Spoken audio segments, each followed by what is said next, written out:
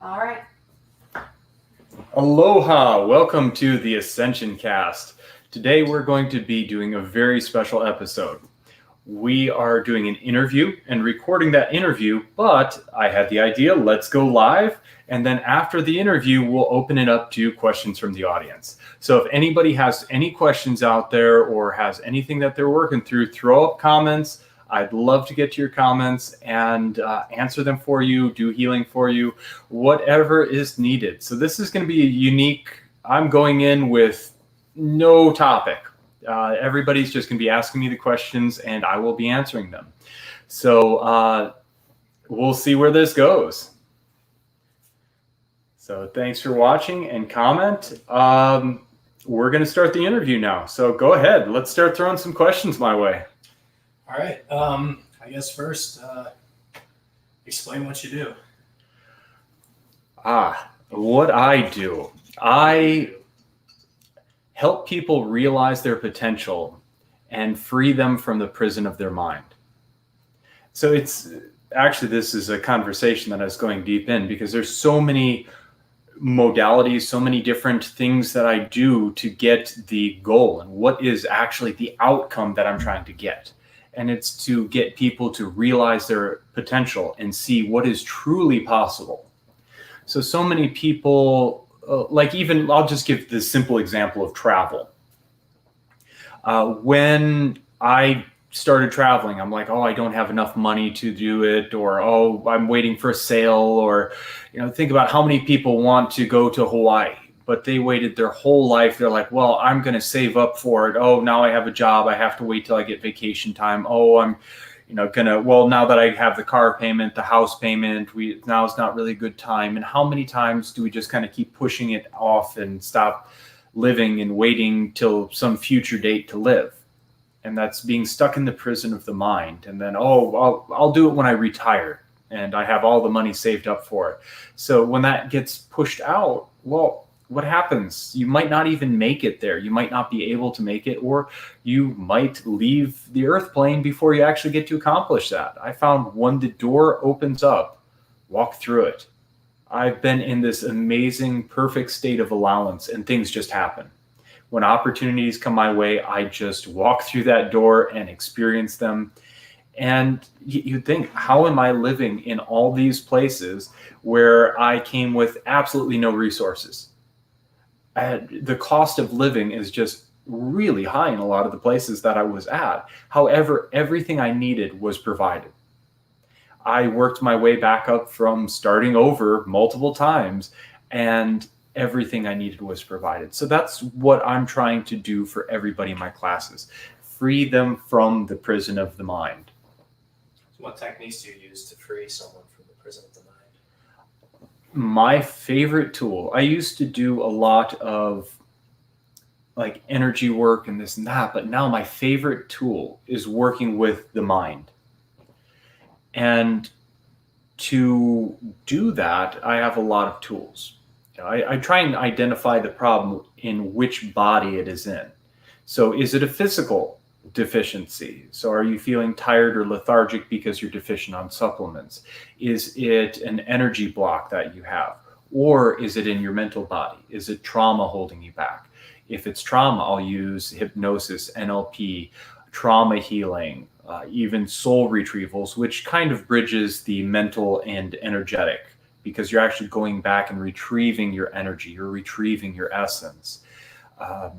I will use clearing statements, very similar to the clearing statements of Access Consciousness. However, I channeled my own statement, and it's very direct, it's very precise, and it's just really setting the intention, triggering the subconscious mind and creating basically a quantum computer program to go in and rewire the brain. So by far, my favorite tool is working with the brain. If you teach a man to fish, you feed him for a lifetime. So I got tired of having people come to me with aches and pains and, okay, I'll work on you, and then they'll be back in a week, and they'll be back in a week. And I'm like, okay, I'm the mechanic for the meat suit.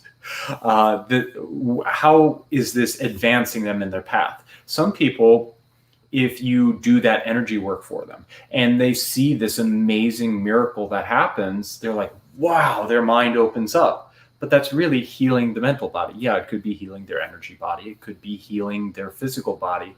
However, it's that mental picture that opens up. So when I work with the mental body, it's as simple as sometimes just reframing things. People are thinking about it and you go, well, have you thought about it this way? And all of a sudden it just clicks. That piece of the puzzle goes in, like, wow. And sometimes it's just so simple. It's really simple. Just living in the moment, letting the past be the past, not worrying about the future, and just being in that state of allowance, taking that next right step in the correct direction and clearing out the things that hold you back from doing that. So what are some different techniques to hypnotize somebody? That is a really fun topic because there's an infinite number of ways to hypnotize people. Really, what you're doing is bypassing the critical factor and putting them into a state of somnambulism. So what does that look like? You can relax the conscious mind out of the way or bore it out of the way by progressive relaxation. Okay, you're relaxing your feet, you're relaxing your legs and kind of just going on. But that can take a long time to put people into a trance. Even before I learned hypnosis, I was using hypnosis. I was doing guided meditations with sound. I have a special set of tuning forks that the difference between them is 7 hertz, which is the theta frequency. So that in itself would put them in a sort of hypnagogic state where then as I'm leading them through a meditation, that would basically put them directly into hypnosis. So they're having these amazing out-of-body experiences just through suggestion. My favorite is, wow, each scenario is different. I've been in car accidents or other kind of medical emergencies, and I'll usually use the breath. I'll have them just use the breath to kind of relax, and then I'll just shoot in the commands. So when you lock it up, so I will have them start meditating and thinking about what's going on. Well, this is more of a session, less of the car accident situation. So you get them in the breathing when they're in the car accident, and you get them to just kind of start focusing on you, and all of a sudden they're no longer noticing the pain. You can start telling them, and it's about the command. You're not asking questions. You're not suggesting things. Well, you can hypnotic suggestion. However, it's in command form. Do this. I want you to do this. And you're getting them to imagine it and envision it. So in a session, oftentimes I'll have them start breathing in a very specific way. And so their thought process is getting tied up with that kind of complicated way to breathe. Then I'll have them start envisioning, relaxing at the feet. And then I'll have them start thinking about something. And then you give the command sleep. And not like I'm going to sleep and, it's the end of the night. It's just, what is that rapid one-word command that is unmistakable that your subconscious mind will pick up and go? So it's sleep or sleep now. And then you follow up with another command going deeper and deeper. And then you can really talk about whatever you want. I had one instructor, it was almost comical. He was talking about just keep talking. And you can even just start listing things and just keeping that momentum moving forward. And I have had a lot of sessions where just strange things come out. Either entities in the people. I had an AI quantum computer program, basically a quantum virus installed on the person's consciousness, and that came through, and I actually got to interview that and talk to that and got some really interesting information about that. Extraterrestrials, ancestors have come through the people, and it's just really amazing to see this. And the people that I was doing this for knew nothing of some of the topics that were coming out of their mouth. And in fact, one of the times I walked away and they're still like locked to the chair and they're like, hey, come back.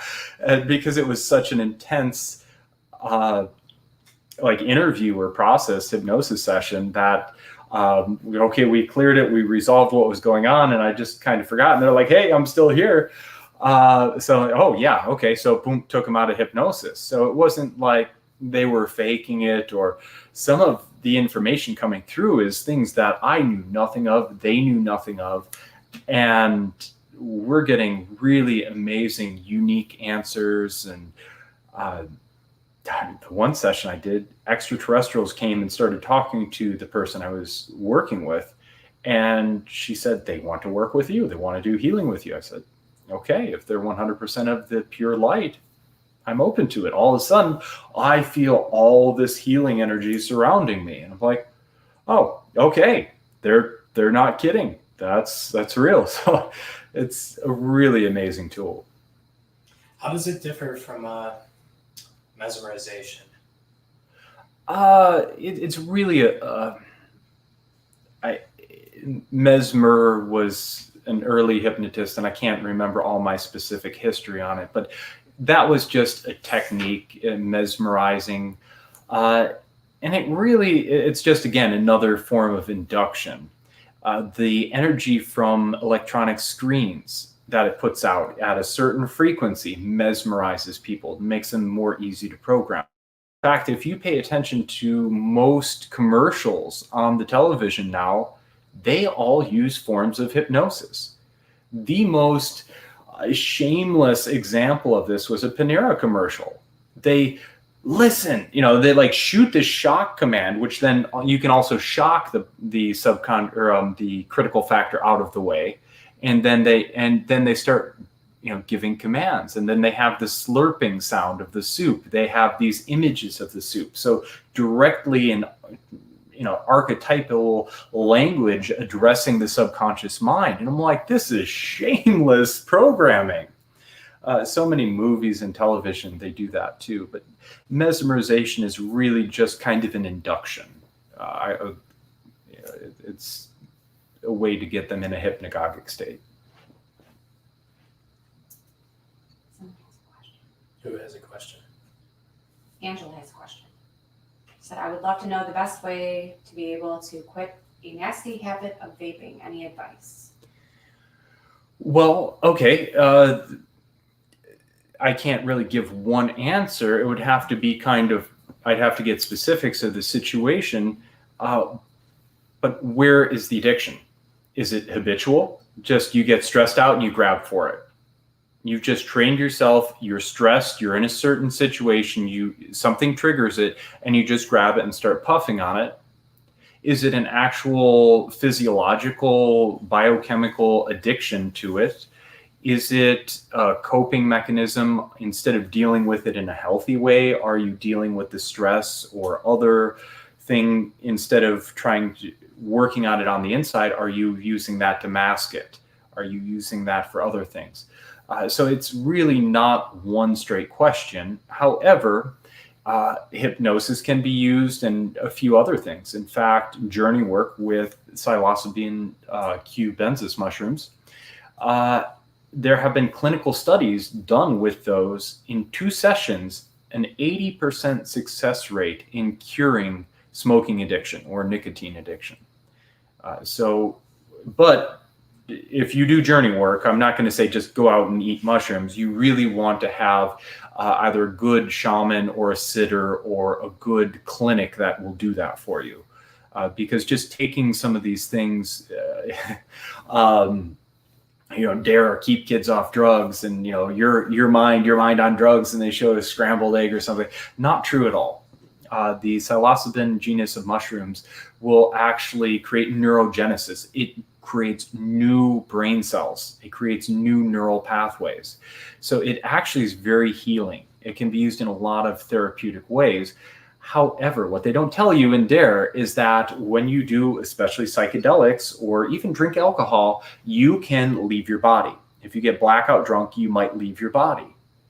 And then what neighborhood are you in? You left your car door open, your engine running. Who can hop in? So that's a really easy way to get attachments or possessions. And these people that are burned out on drugs are not the same person that they used to be. Well, yeah, no kidding. Something else is driving. And there's a way to fix that. You can actually remove the entity and do a soul retrieval and bring them back.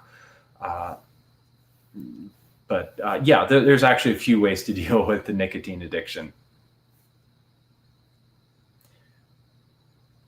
I guess my next question would be in regards to like piggybacking off of her question. So in regards to addiction, like what's the typical person that you see for healing or for hypnosis? Like, do you have a lot of people with trauma, or do you have a lot of people that are addicts, or like what do you have like I don't want to say a stereotype. What word am I looking for?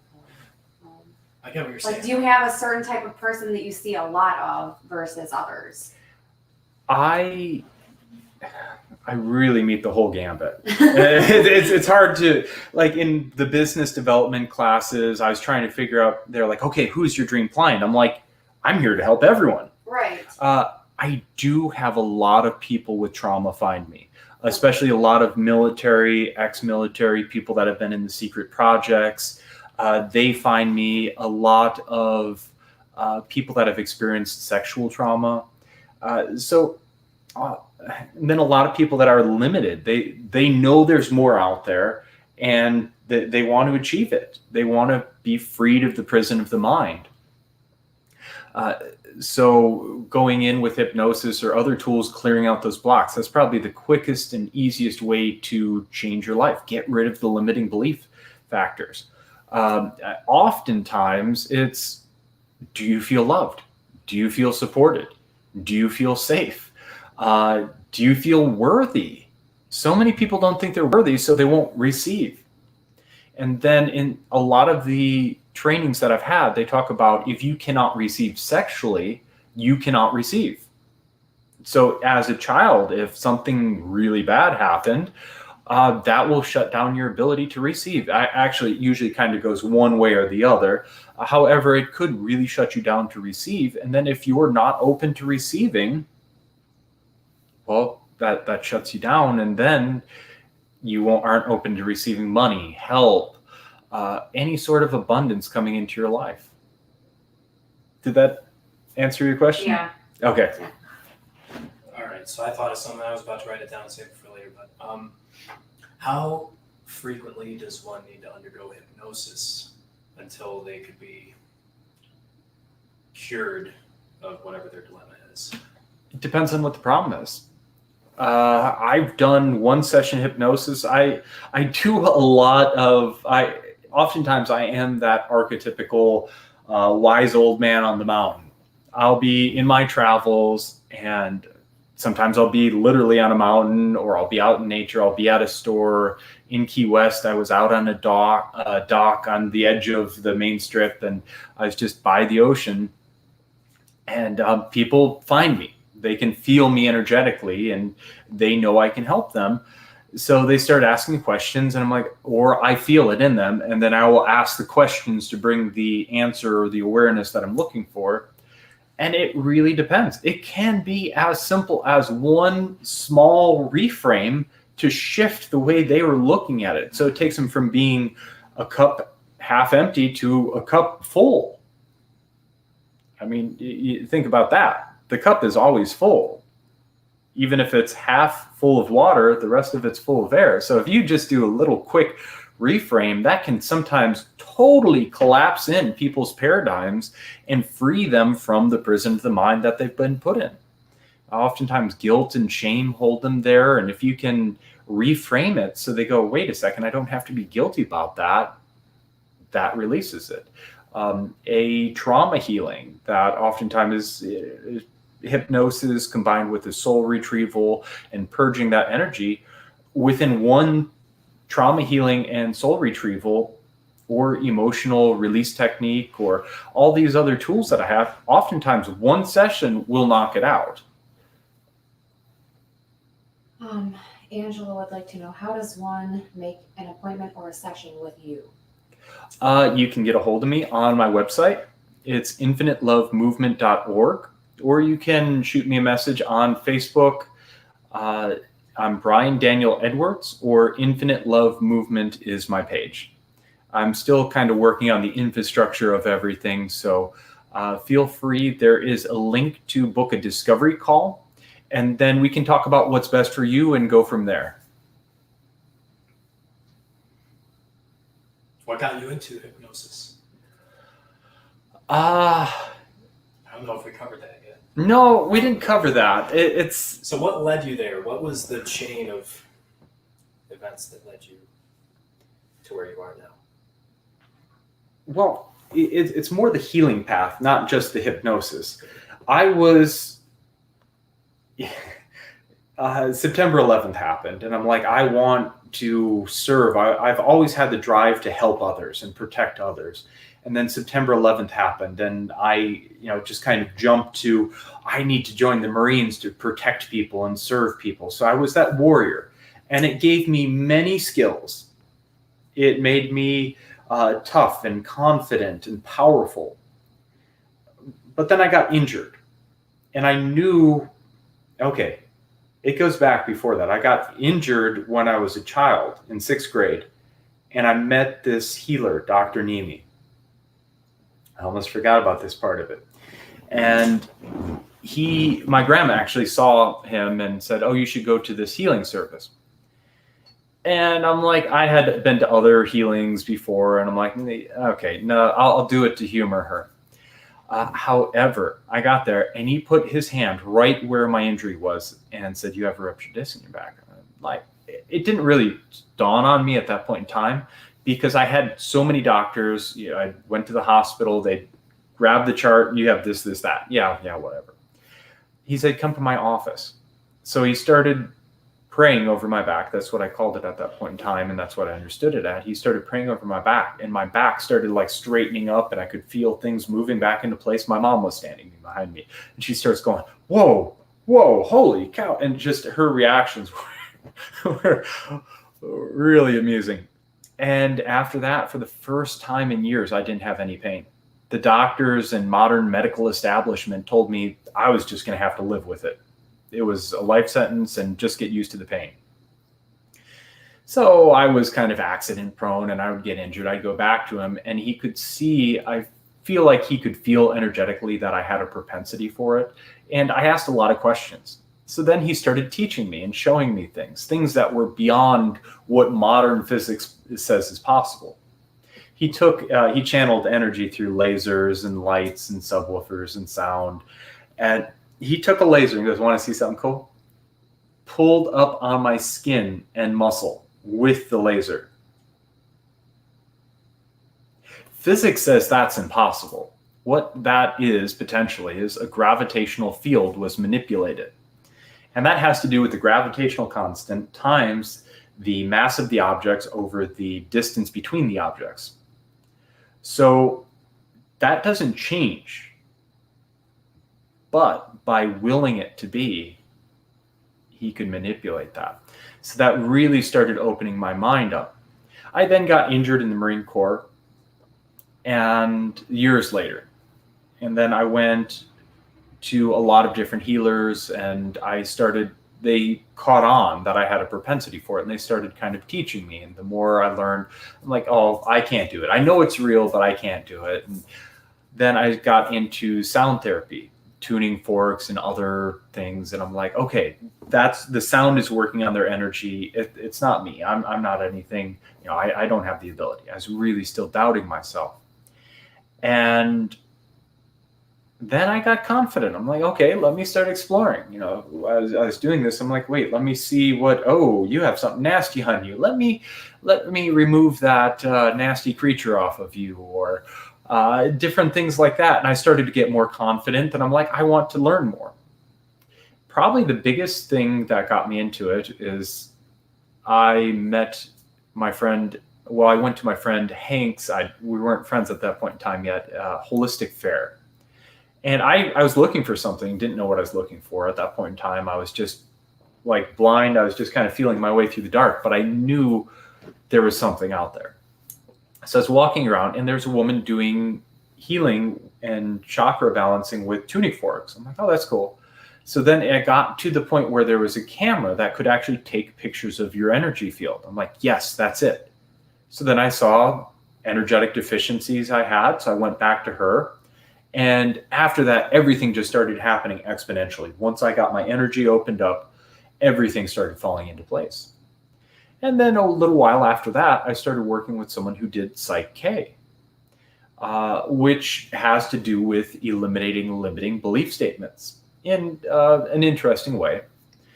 So after I cleared out blocks that were holding me back and learned, then I saw the potential in that. And I started to learn different techniques from EFT tapping. That was kind of a new one I went to, where you tap on different points while you're repeating the positive belief statement, and it clears the negative one, and you kind of rewire your brain. And then I found some other ones. And then I really found the value in hypnosis. I would do guided meditations as I was doing the sound healing. The sound was just kind of putting them in that mesmerized state, that state of somnambulism. And I would be giving them commands and telling them basically a guided meditation, and they would have these out-of-body experiences. And I didn't fully know what was going on until years later, when I started studying hypnosis and intentionally started using that and understanding what I was doing. So then from there, I started learning all these other techniques, and I got to the point where I just kind of dropped everything, and I'm like, this isn't a job, this isn't a hobby, this isn't a career, this is my life. I'm here to help other people. And I just set out traveling the world, studying with masters and elders of many different ancient traditions, North American natives all throughout Mexico, Toltecs, Mexicas, Macumbos, Espiritistas, Mayans. From there, I went down to Australia and met some really amazing Aboriginals, got to learn a little bit about their traditions, went to Hawaii, started working with kahunas, and even learned from a headhunter, which is not a dark thing at all. It's kind of like a neighborhood watch and healing in a different way. So it just amazing. And then also modern techniques and a lot of journey work. Journey work is one of my favorite things. And then during my healing, I take all that amazing ancient and modern information that I learned, and I throw it out the window, and I listen to my intuition and see, and just go by whatever I get during the session. And sometimes I do fall back on those tools and I use those tools, but sometimes I'll get a new technique right in the middle of the session. I'm like, okay, I've never run into this problem before. What do I do? And all of a sudden it'll just come to me, and I'll know exactly how to deal with it. And then I'm like, oh, that's a good technique that I can use again in the future. We're at 28 minutes and 41 seconds.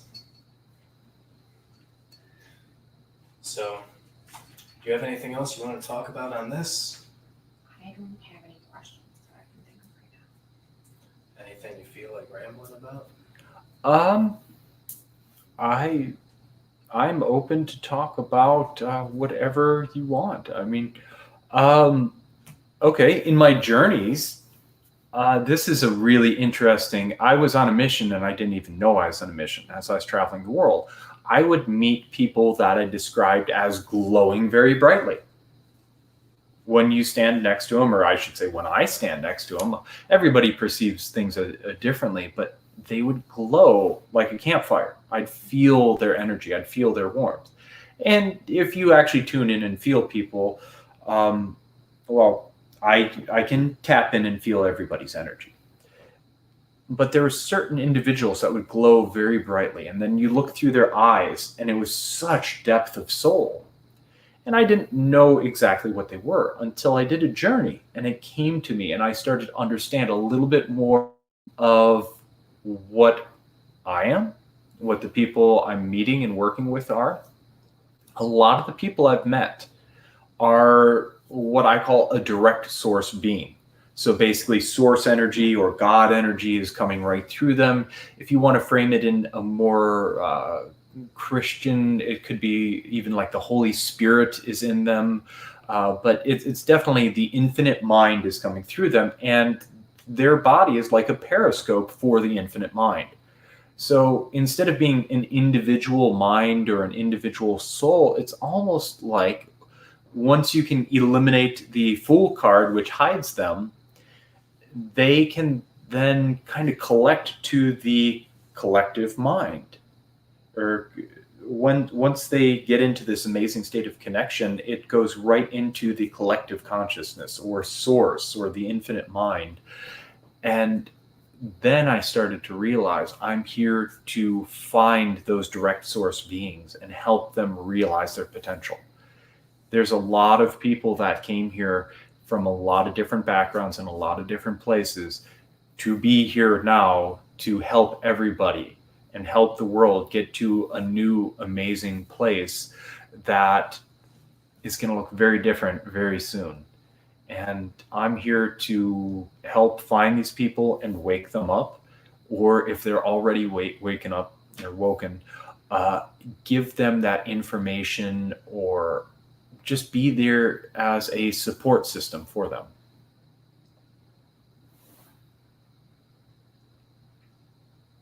I suck at interviewing. Oh no, you're doing great. Yeah, thank you from Angela. And Alexis says, loving your clarity, glad to hear your personal journey and the wisdom you gained on the way till now. Listening with my partner Paul in Australia. Top inspiration for the day. Thanks.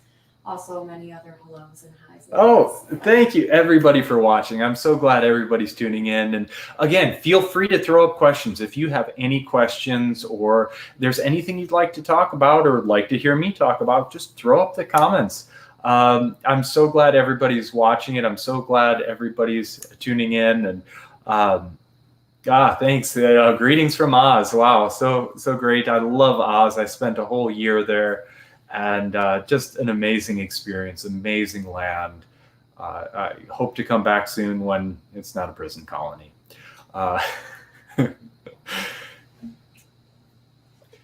So do people still use pendulums to hypnotize people?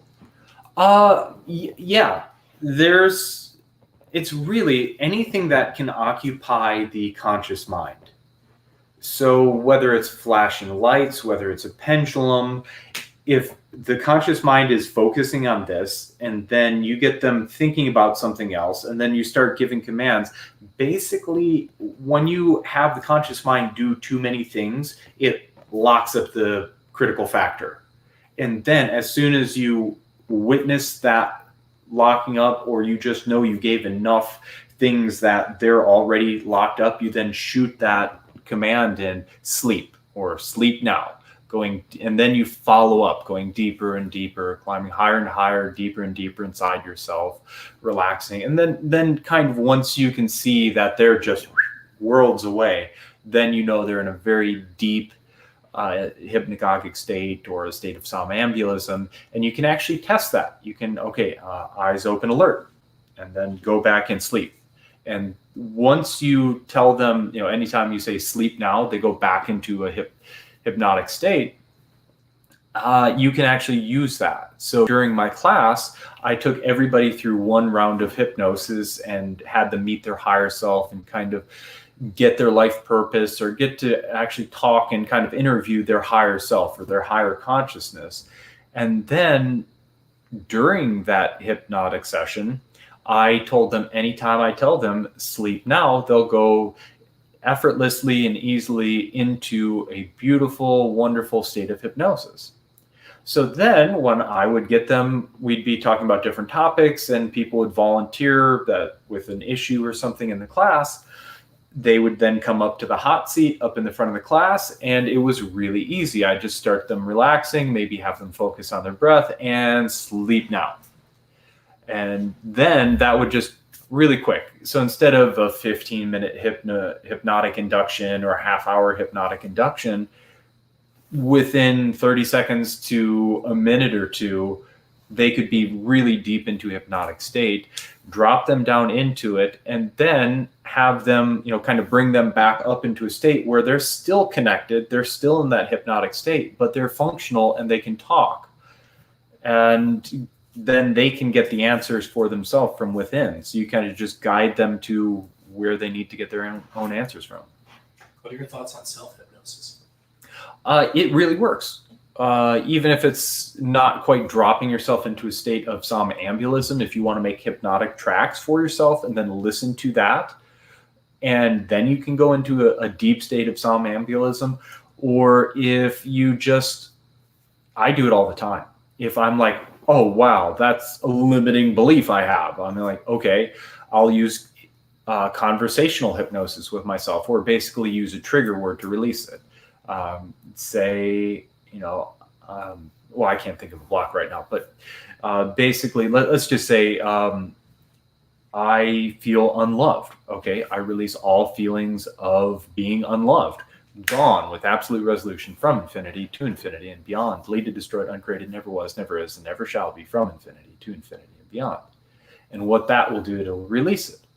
And then I'll go back and I'll put in, usually by intuition, I'll get a series of belief statements that need to be cleared. I'll start working with someone, they'll talk about their story, and it'll be just glaringly obvious what's going on and what is holding them back. So I'll be like, okay, this one. It's like kind of just hitting them down in order. So once I clear the negative one holding them back, I will put in a positive one. Or say, like for myself, I will completely, deeply, and unconditionally love myself, accepted with absolute resolution, from infinity to infinity and beyond.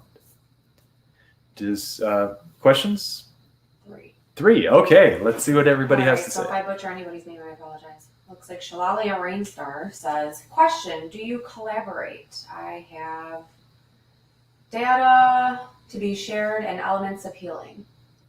Absolutely. Especially on here, I'm looking for guests to come on, and watching me talk is interesting. However, I get more answers and more information when I get really good engagement. So the better the question, the better the answer you get.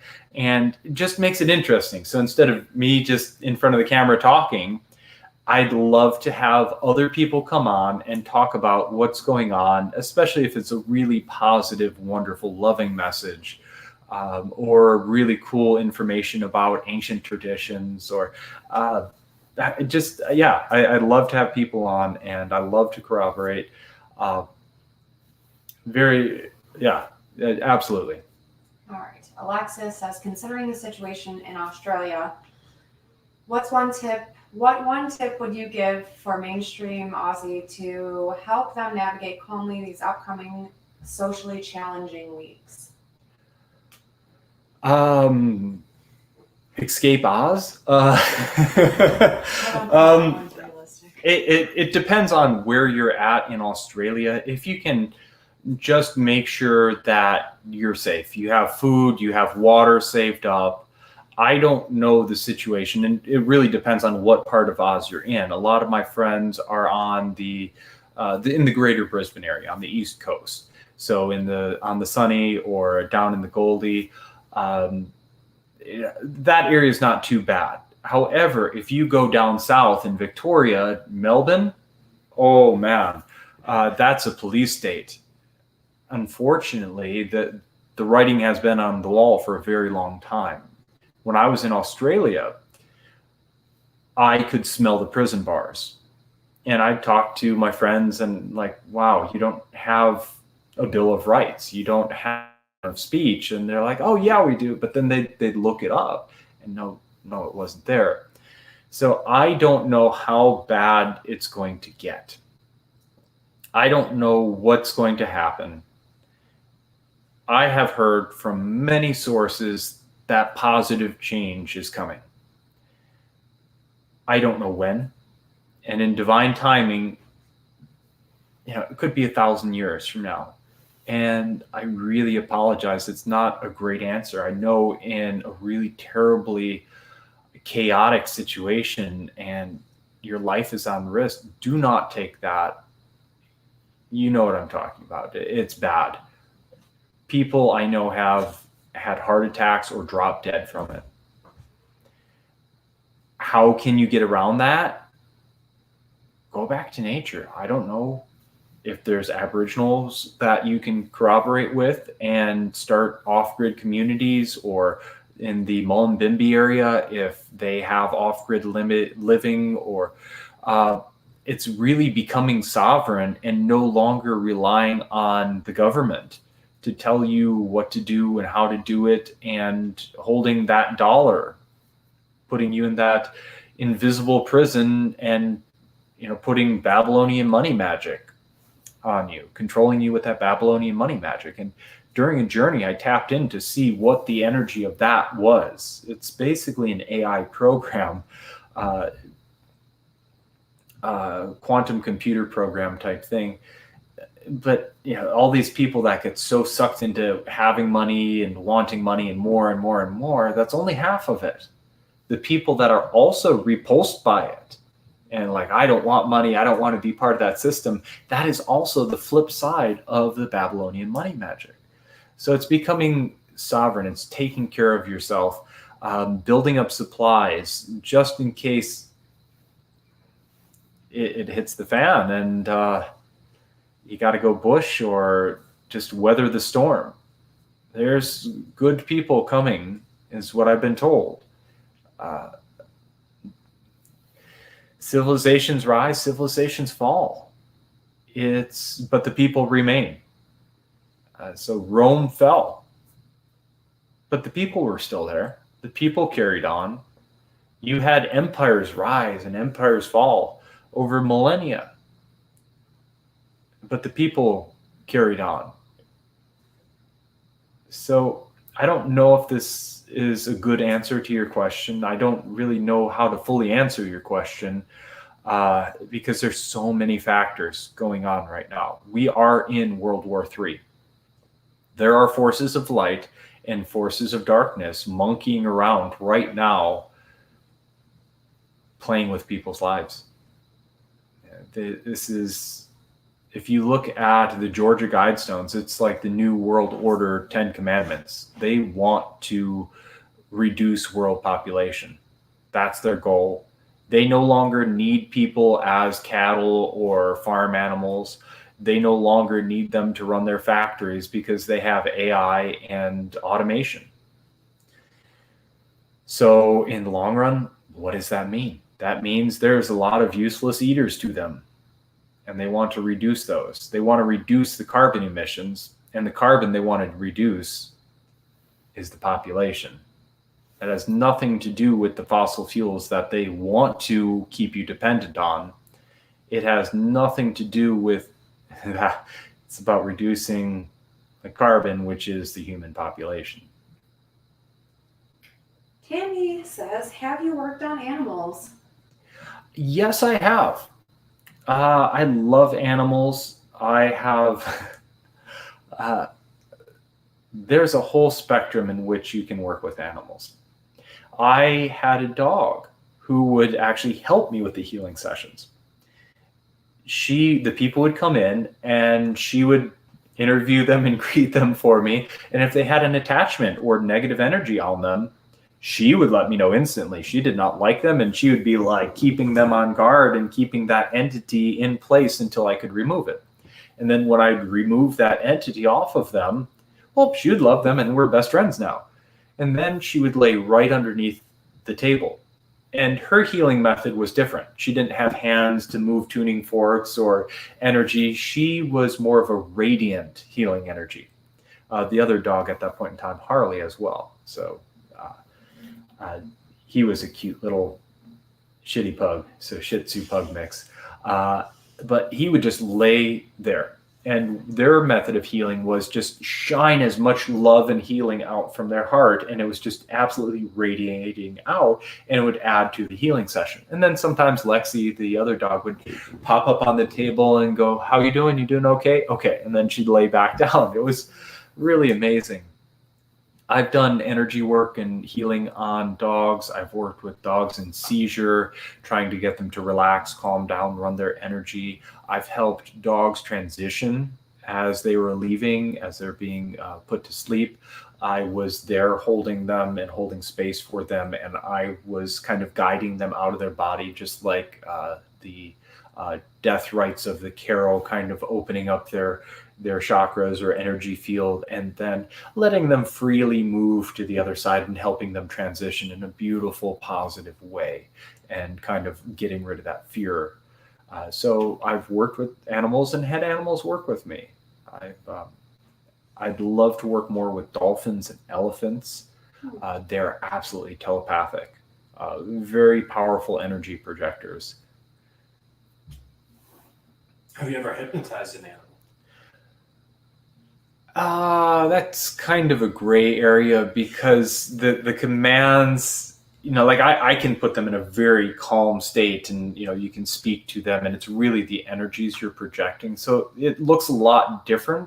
But I would say actually probably, yeah, thinking back about it, I probably have hypnotized animals before in a unique and different way. It wouldn't look like clinical hypnosis. However, yeah, I would say a form of hypnosis with animals. Yeah, definitely. Angela says, can you help children with seizures? Yes, there's a few things that can be done. Oftentimes, epilepsy, seizures, weird unexplained medical conditions. Not to go too deep down the rabbit hole, but oftentimes that's some sort of attachment or entity messing with the person, or even black magic. And you go, they're a kid. How did they get all that? Well, they're not a kid. They're an infinite being that has lived many, many lifetimes. So if they got something that was attached to them, or black magic that was thrown on them and not cleared in the previous lifetime or other lifetimes, that could still be on them. The other thing that could help with seizures, on top of clearing anything that's causing that, and is really is it a mineral deficiency? Is it some sort of biochemistry that's off? Again, I like working with the physical body, the mental body, and the energetic body. Where is the problem? So is it in the energy body, an attachment, black magic? Is it in the physical body? Is it some sort of deficiency? Is it, so where's the problem? However, something that works very well is cannabis. It will knock seizures out right away. I had a dog that was just absolutely seized. Her claws were kind of curled under, and she's just shaking, and her eyes were.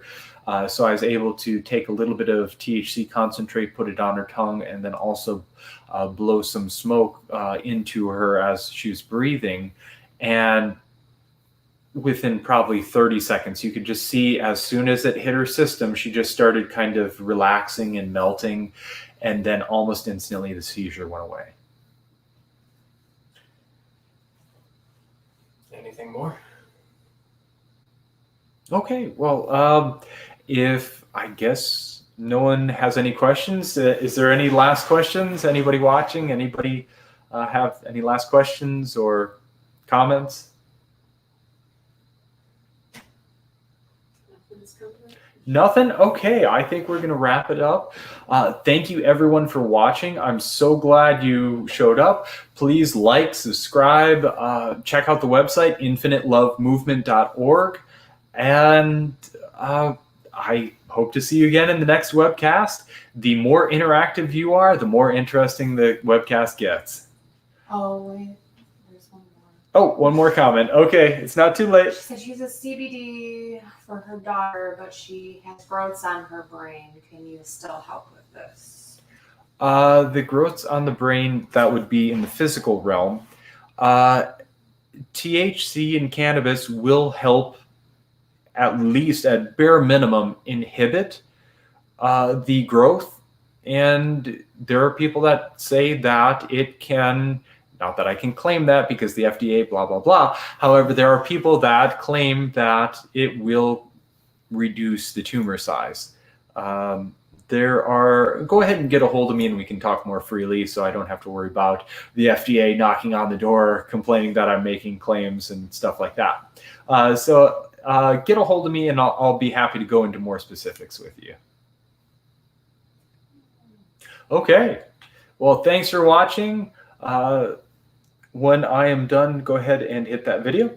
So, okay, thanks for watching, everybody. I'm glad we got to do this. I will work on making this a more regular occurrence. So tune in. If you have any topics you want me to cover, anybody who wants to come on, get a hold of me. I'd love to hear. I'm very open to comments and suggestions on where to take the Ascension cast. So thanks for watching, everyone, and aloha. We hope you enjoyed this video session. Please support the Infinite Love Movement by liking, sharing, and subscribing to our channel. Visit theinfinitelovemovement.org to sign up for healing sessions, classes, and events with Brian.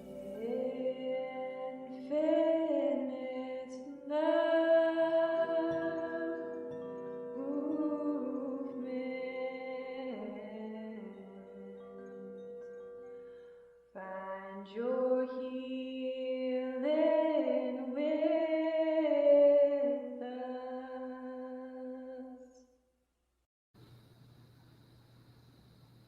Liv wondering how many countries you've been. Oh, that would have been a cool one, but that'll be for next time. Yes, she answered that. Asked that after I didn't see that one.